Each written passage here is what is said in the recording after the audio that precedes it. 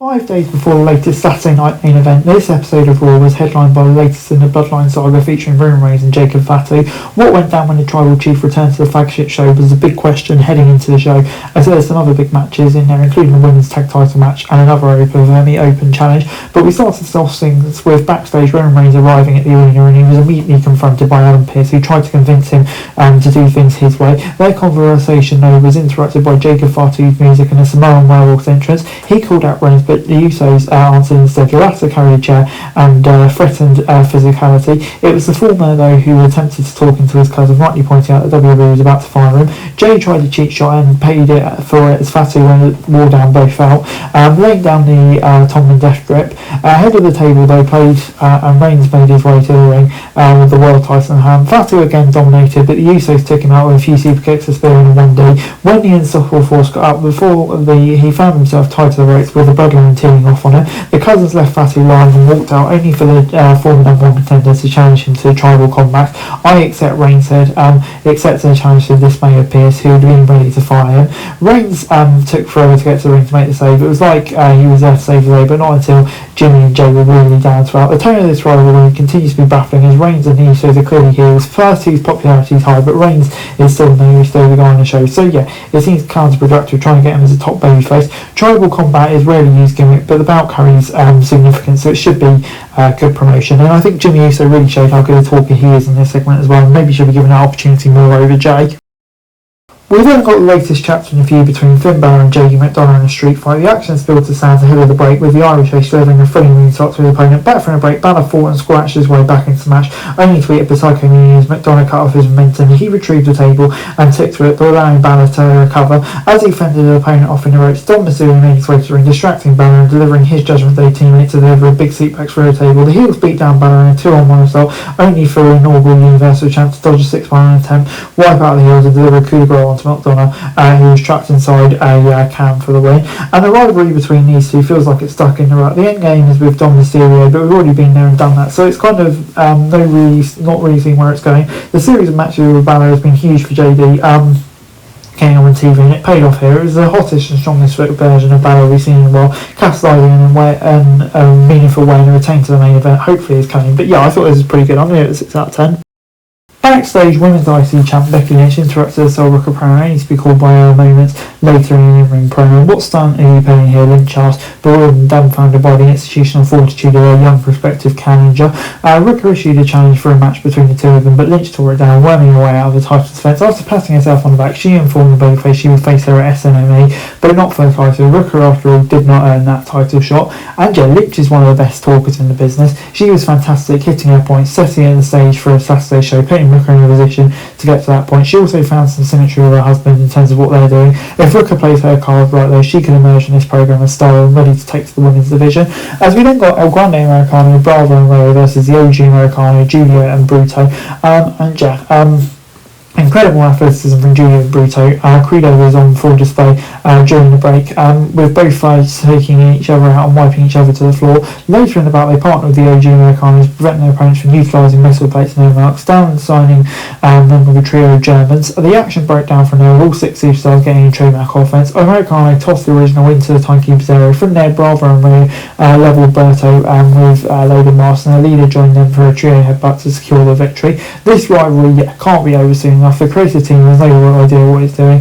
Using this match and everything else from Raw has been used to hype up the match, but suddenly choosing to bring in Gable's version of Americano as a babyface at the expense of Ludwig Kaiser, given what's happening in Triple A, is just wrong. Thankfully, the in-ring action really disappointing. It was a fun, action-packed match, reminding us of how great the competitors are.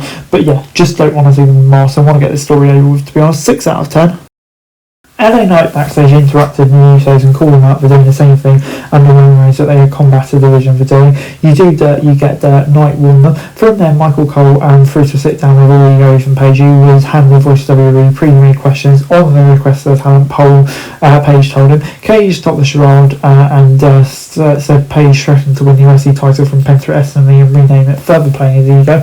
And Jay Knight became the voice of reason, which is fantastic. Someone needs to tell the Usos that, and it feels like he has the right day and he has the gravity to do it as well. Paige was a great interview. His charisma is undeniable, as is Aura. I think the shift in tone from Paige is fantastic, and I'm really looking forward to that match at the weekend. As we move on to the women's tag team title match, Paige and Brie versus the Judgment Day, and following a physical confrontation last week that led to this match, a hot start by the champs saw the babyfaces controlling action, only for heels to down and wet control of the bout as he entered the break. Back from the break, Paige created separation, sending Rodriguez out before she tagged Brie into the match, and Brie unloaded with yes kicks to the body of Perez and a middle rope drop kick for a good measure. Interference from Morgan backfired as Jessica Kyle ejected her from the ringside area. Distraction that nearly allowed Perez to use a tag belt on Bella, but the Hall of Fame ducked and rolled the Prodigy up for the win for the successful title defence. The heels jumped the champs after the match, but Bayley and Lyra made the save, keeping their own title contention alive. Backstage, Knight continued his accountability tour, calling Rollins out and refusing to have his back against the Vision later in the night. The enemy of my enemy is not my friend. And yeah, I don't know, Paige and Bella, again, they're kind of getting reacquainted to the women's division. I think they did a good job here. The match was okay. Bayley and Valkyrie are still being involved in the title hunt. It's welcome, but it does kind of lead to the question, is it all getting a bit overbooked? I don't know. I think we'll have to see what happens at Saturday night, but I'm going to give it a 5 out of 10. As Obafemi made his way to the ring for his weekly open challenge, Brock Lesnar shockingly appeared and attacked him from behind, obliterating Femi with 4 F5s, laying him out and rendering his retirement obsolete. Lesnar walked out to a mixed reaction, looking back at his fallen prey. This was a hell of a surprise. The retirement at WrestleMania was handled so well it actually felt like it would happen. And backstage, Paul Heyman handed Owen Pearce a contract, Lesnar's signature on it, daring the Raw GM to sign a rematch for Clash of Issue, the monster rematch for that show, even if this contest does not happen and should not happen. I mean, yeah, I did not see this coming, and I'm very, very intrigued to see where it goes next. But yeah, nice to have Brock back, I guess. Before we moved on to our main event, right back up and sensing urgency to leave news from the Vision, Seth Rollins launched himself through the ropes and onto Austin Theory to kick off the main event. The Architect dominated the action early on, much to the delight of the fans. An attempted running boot to the face, though, was countered by Theory, who sent Rollins' foot and ankle into the ring post. The heel seized control of the bout, and Logan Paul took a cheap shot at Rollins' lower legs, and Theory sent him into the timekeeper's position as the latter rolled, entering the final break of the night. Rollins countered his way back into the match and set up for the pedigree, only for the World Tag Team Champion to counter out of it and hit a long time rival. Later, Paul once again interfered, delivering Theory to deliver a stomp and nearly defeat the babyface with his own finishing manoeuvre. Paul handed Theory breast knucks to utilise, but Rollins delivered a super kick, retrieved the weapon. The referee prevented him from using it, just as Rollins delivered a super kick to Paul. Pedigree to Theory, and Rollins the hard fought come from behind victory.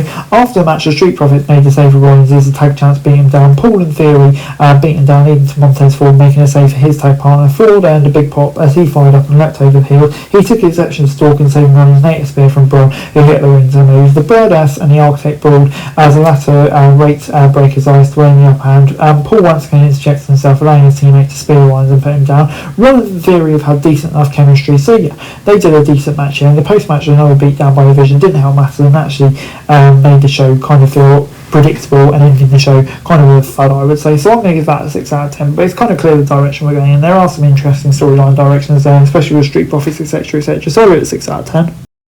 Raw this week gets a 6 out of 10 from me. The main event and segment were perfectly acceptable TV, but they could have been much better if they'd been positioned midway through. With that being said, the return of Lesnar gives fans a reason to tune into Clash initially. The announcement of a big match between Reigns and Fatu, some funny, fun, spectacular wrestling, and a continuation of ongoing rivalries made the show feel a more entertaining way to spend nearly 3 hours. Add that to Soul Worker and Becky Lynch showdown, and you have another pretty decent show. I'm going to give it a 6 out of 10 for this video. Thanks very much for watching. Remember to like, share, subscribe, follow us on our socials, link in the description below for daily wrestling news, meme and content. Subscribe to our other channels on screen right now, that'd be greatly appreciated. Thanks very much for watching. Peace out.